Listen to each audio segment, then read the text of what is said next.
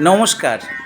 আজকে চলে এসেছি হাওড়া জেলার বাগনান থানার অন্তর্গত কল্যাণপুরে হজরত বুড়ো পীর সাহেবের বাৎসরিক উরুস উৎসবে।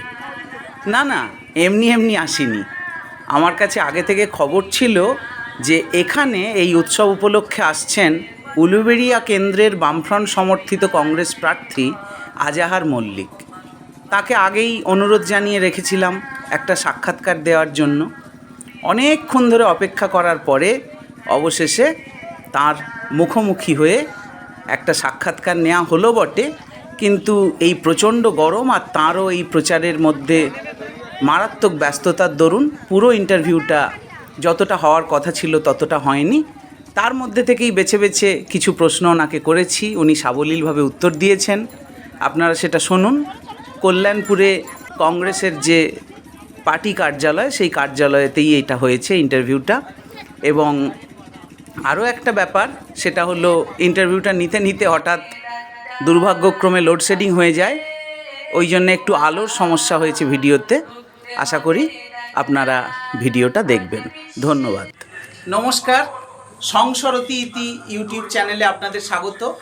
আজ এই কল্যাণপুরে হজরত বুড়ো পীর সাহেবের উরুস উৎসব। আপনারা সবাই জানেন যে দক্ষিণ এশিয়ায় সুফি সাধকদের মৃত্যুবার্ষিকী পালন অনুষ্ঠানকে আমরা আরবিতে উরুস বলি।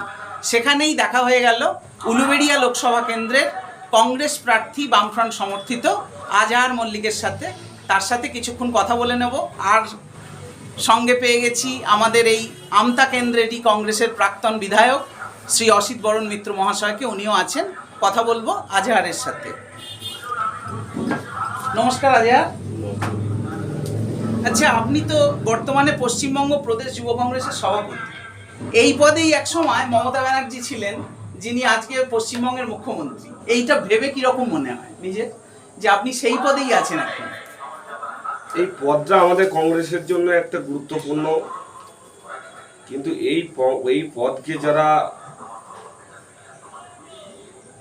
অপমর্যাদা করেছে, যারা এই পদে থেকে দলের সাথে বেইমানি করেছে, গদ্দারি করেছে, সেই নেত্রীকে নাম নিতেও আমাদের ভাবতে অবাক লাগে, নাম উচ্চারণ করতে চাই না। এই পদটা থেকে, এই যুব কংগ্রেসের পদ থেকে 84-তে প্রথমবার লোকসভায় গিয়েছিল সমাজ চ্যাটার্জিকে হারিয়ে, 89 সংসদ হয়েছিল। এই বেইমান, এই গদ্দার মমতা বন্দ্যোপাধ্যায়, যার জামানায় কংগ্রেস সবচেয়ে বেশি ক্ষতিগ্রস্ত হয়েছে। আমার এমএলএ কে, আমার এমপি কে গাঁজার কেস দিয়ে, বিভিন্ন রকমের আইনি কেস দিয়ে একের পর এক তাকে ভেঙে নিয়ে গেছে এই গদ্দার, এই বেইমান মমতা বন্দ্যোপাধ্যায়। আচ্ছা, 7 এপ্রিল 2024 এআইসিসি জেনারেল সেক্রেটারি কেসি বেণুগোপালের একটা নোটিফিকেশন দেখা গেল, যাতে আপনার প্রার্থীপদ ঘোষণা হলো। এই যে ছাত্র যুব রাজনীতি, তারপরে আমি যতদূর দেখলাম যে 30th মে আপনি বললেন 1989 হবে, তাহলে আপনার বয়সটা 35-34 হচ্ছে। বর্ধমান থেকে এখানে সবাই বলছেন যে রাহুল গান্ধীর এই যে সবসময় যুবকদের এগিয়ে দেয়া, এই জন্যই আপনার প্রার্থী হওয়া এখানে, এটা কি সঠিক?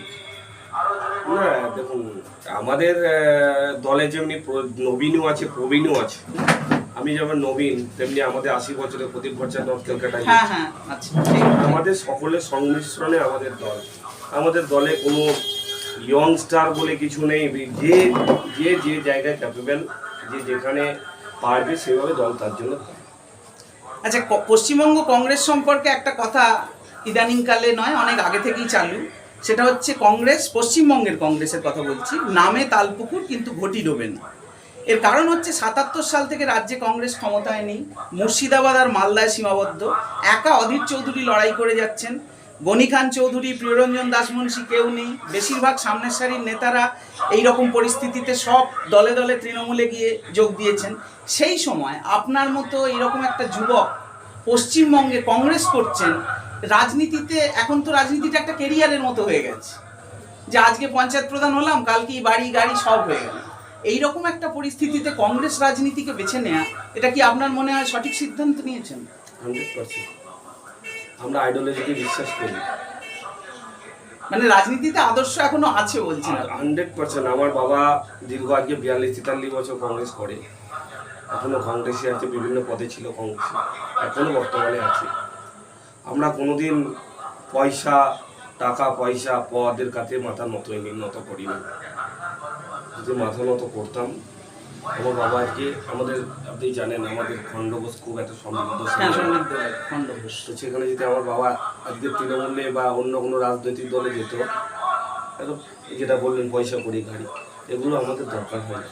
আর আমি 2012 সাল থেকে হাওড়ায় চলে আসার পর যে হিসাবে আমি বিজনেসটাকে নিজে ডেভেলপ করেছি, সেই বিজনেসকে ত্যাগ করে আমি রাজনীতি এসেছি। যে বিজনেসে যেটা ইনকাম করতাম এবং 2000 ছেলের রুটি রোজগার দিতাম, সেটাকে ছেড়ে আমাকে রাজনীতিতে নিজের ত্যাগ স্বীকার করি। যে পয়সাটা ইনকাম করতাম, আমি ক্যামেরা আমি বলতে পারবো না, যে পয়সাটা আমি ইনকাম করতাম, অন্তত আজকের বাজারে 20টা ফ্যামিলি চলবে, সেটা ছেড়ে আপনি ছেড়ে আমি কংগ্রেস পলিটিক্স। কিন্তু আমি জানি খুব কঠিন, খুব কঠিন কংগ্রেস পলিটিক্সে অনেক ঘাত প্রতিঘাত, অনেক বাধা বিপত্তি, কিন্তু আমি এইসব দেখিনি। কারণ আমার মধ্যে একটা আদর্শ, কারণ আমরা সবসময় গান্ধী ফ্যামিলি যারা দেশের জন্য, মানে দেশের শেষ বিন্দু রক্ত বইতে দেশের জন্য দিয়েছি। ইন্দিরাজি থেকে শুরু করে রাজীবজি, সোনিয়াজি, যে প্রধানমন্ত্রী পর্যন্ত হয়নি। এটা আমাদের একটা আদর্শগত ব্যাপারে আমরা আদর্শের সাথে কোনোভাবেই, আর কোনোদিনই মমতা বন্দ্যোপাধ্যায়ের অত পয়সা নেই যে আমাদের মতো লোকে কিনে, অত পয়সা নেই। আচ্ছা, একটু ইতিহাসের দিকে তাকাচ্ছি। সেটা হচ্ছে, আপনি জানেন যে অ্যালান অক্টোভিয়ান হিউম, একজন ব্রিটিশ পার্লামেন্টেরিয়ান, তাঁরই হাত ধরে তো কংগ্রেসের কনসেপ্টটা ভারতবর্ষে এসেছিল, এবং এর বাংলা হচ্ছে মহাসম্মেলন। তারপরে দীর্ঘ পথ পেরিয়ে ভারতবর্ষের প্রায় এখন 12 আনার যে রাজনৈতিক আঞ্চলিক দল, সেগুলো আমরা জানি সব কংগ্রেস ভেঙে তৈরি হয়েছে। কংগ্রেসের গোটা ভারতবর্ষব্যাপী একটা ক্ষয়িষ্ণু অবস্থা বর্তমানে।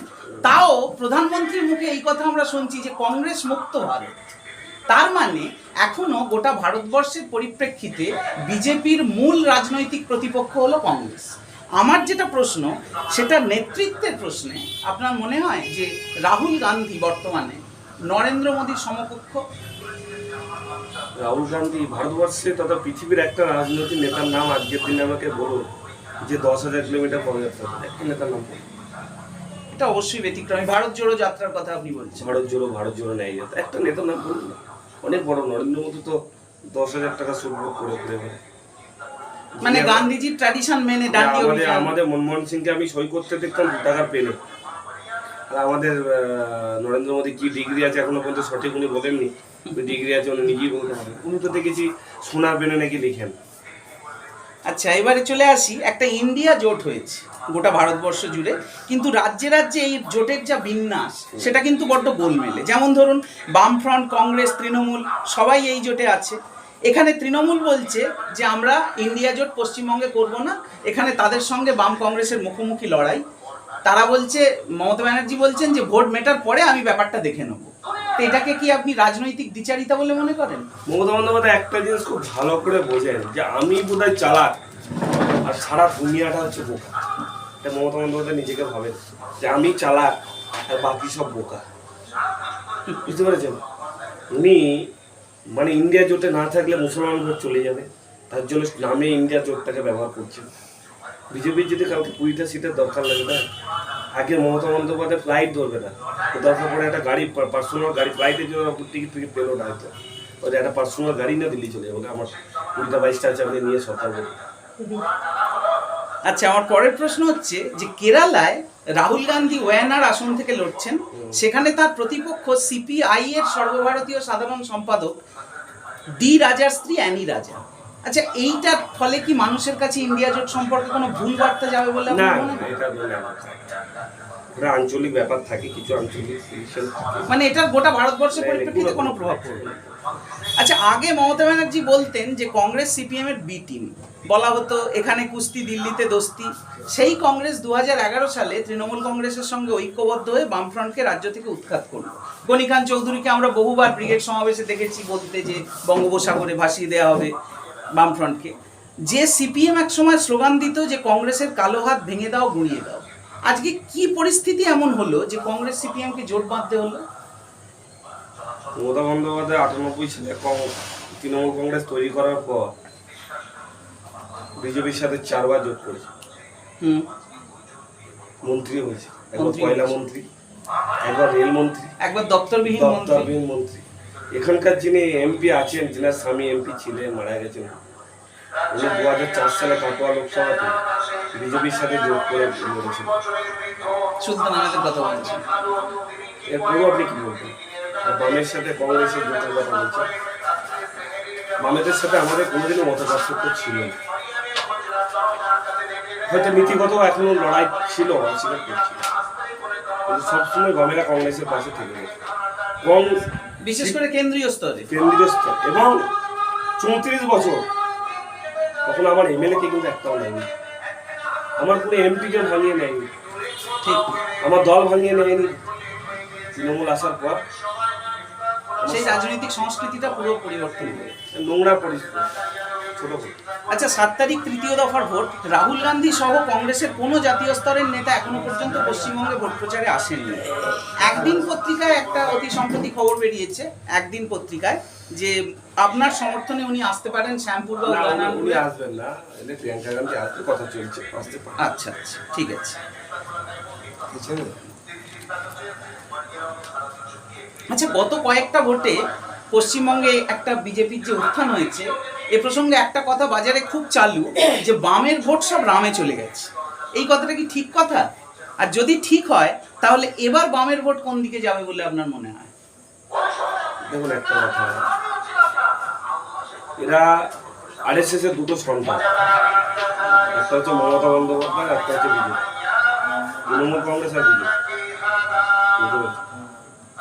ওরা এমনভাবে রাজ্যে দুজনভাবে বিরোধী এবং সরকার চালিয়েছে, বা এমনভাবে মিডিয়াকে তারা ব্যবহার করেছে, মানুষের কাছে পৌঁছেছে, যে তুমি মুসলমান ভোটটা নাও ধর্মীয় সুরসুরি দিয়ে, আমি হিন্দু ভোটটা নাও। দেখুন, বিজেপির কিন্তু চরম শত্রু কংগ্রেস আর বামপন্থী। তেল জল যেমনি মিশে না, তেমনি বামপন্থী কংগ্রেস কখনো বিজেপির সাথে। এখানে যদি মমতা থাকে, বিজেপির যদি মমতা থাকে, তাহলে বিজেপির কোনো লস নেই, বরঞ্চ লাভ যখন যা দরকার পড়বে প্রয়োজন মেটাবে ওরা। দ্বিতীয় নম্বর, ওরা জানে যদি বামপন্থী বা কংগ্রেসীরা এখানে আসেন, তাই কোনো দিনই বিজেপির লাভ হবে না। অর্থাৎ ওনারা সবসময় চাইছেন বিরোধী থাক বিজেপি, শাসক থাক তৃণমূল, অথবা শাসক থাক বিজেপি, বিরোধী থাক তৃণমূল। আমাদের ভোটটাকে, হ্যাঁ আমাদের হয়তো কিছু সাংগঠনিক গাফিলতা আছে, অস্বীকার করছি না, তবে সেটা এবারে ভোটে আমরা কামব্যাক করে নেব। আচ্ছা, এবারে আমি একদম, আপনি ব্যস্ত আছেন, আমি একদম শেষ করে দিচ্ছি। এই কেন্দ্রের জন্য যদি আপনি সাংসদ হয়ে দিল্লি যান, এই কেন্দ্রের জন্য আপনার কি সুনির্দিষ্ট পরিকল্পনা আছে? এখানে যতগুলো ইন্ডাস্ট্রি আছে, 1 নম্বর আনিস খানের নামে একটা ইউনিভার্সিটি হবে। আচ্ছা, এখানে কোনো মহিলা কলেজ নেই, না, মহিলা কলেজ হবে। এখানে কোনো গভর্নমেন্ট ল কলেজ নেই, সেটা হবে। এবং এই উলবেড়িয়া যেটা মেন সমস্যা, সেটা হচ্ছে এখানে যে ছোট বড় ইন্ডাস্ট্রি আছে, যেখানে 12 ঘন্টা ডিউটি করানো হয় শ্রমিকদের, বেতন দেওয়া হয় 300, 350, 400 টাকা। কিন্তু যেখানে মমতা বন্দ্যোপাধ্যায় মিনিমাম ওয়েজেস বেঁধে দেন 379 টাকা মিনিমাম ওয়েজেস বেসিক রেট, তার উপরে 13% পিএফ, 3.25% ইএসআই, 8.33% বোনাস, তারপরে হচ্ছে তোমার 23টা ডিউটি করলে একটা লিভ, 4টে national holiday, HRA, house rent, washing allowance, travel allowance, কিচ্ছু লেবাররা পায় না। এটা তো রুল, এটা তো আমি বলছি না, এটা গভর্নমেন্ট। আপনার গুগল খুলো, বছরে 2বার ইনক্রিমেন্ট হয়, এটা 1 জুলাই আর একটা হচ্ছে 1 জানুয়ারি, 2বার ইনক্রিমেন্ট হয়, 2বার মিনিমাম ওয়েজ রেক্টিফিকেশন হয়। তার সত্ত্বেও কেন 12 ঘন্টা কাজ হচ্ছে? শ্রমিকদের কথা কেন চিন্তা ভাবনা করা হচ্ছে? সব 12 ঘন্টা ডিউটি, বাট হোয়াই? তাহলে মমতা বন্দ্যোপাধ্যায় লেবার কমিশন কিসের জন্য বসে রয়েছে? ঠিক। এবং আমি যদি ক্ষমতায় আসি বা না আসি, যত কারখানা আছে 8 ঘন্টা ডিউটি তোমাকে করতেই হবে। এবং আমার নিয়ম না, এটা মমতা বন্দ্যোপাধ্যায়। আপনি গুগল খুলে মিনিমাম ওয়েজ ওয়েস্ট বেঙ্গল লিখো, 1 জানুয়ারি থেকে 1 জুন, 1 জুলাই থেকে 31 ডিসেম্বর যে মিনিমাম ওয়েজেস আছে প্রত্যেক কারখানাকে লেবার থেকে দিতে হবে, আর নইলে তোমাকে কারখানার পাত্তারি দিতে হবে। ওই তুমি এখানে তৃণমূলের নেতারা পিএফিএসআই জমা পড়ে না, গ্যাচুইটি জমা পড়ে না, এবং ওই ইউনিয়নরা, এই আইএনটিডিউসির ইউনিয়নেরা মালিকের কাছে পয়সা করে ছেলেদের পিএফিএসআই জমা করে না। এর বিরুদ্ধে আমি কিন্তু তীব্র আন্দোলন করবো। আমি এখন থেকে আরম্ভ করে দিচ্ছি। আমি দীর্ঘত আজকেও বলেছি, আমি আজকে কোনো একটা জনসভাতে হান্নান সাহেব, আমি জনসভা করছিলাম উলবেড়িয়া দক্ষিণে, এবং কাল থেকে পরশু থেকে এর আন্দোলন কিন্তু আরো জোরালো হবে। আমি শ্রমিক স্বার্থ কোনোদিন বিলম্বিত হতে দেবো না। ঠিক। আরবিতে 1 মিনিট, আরবিতে আজাহার শব্দের অর্থ হলো ভাস্বর বা উজ্জ্বল। আমাদের সবার শুভেচ্ছা রইল যে কংগ্রেস প্রার্থী আজাহার মল্লিক এই উলবেড়িয়া লোকসভা কেন্দ্রের মানুষের দাবি দাওয়া নিয়ে আগামী দিনে সংসদে যেন সোচ্চার হতে পারেন, সেই বার্তাই উনি দিলেন উলবেড়িয়া লোকসভার বাসিন্দা। নমস্কার। বন্দে মাতারাম।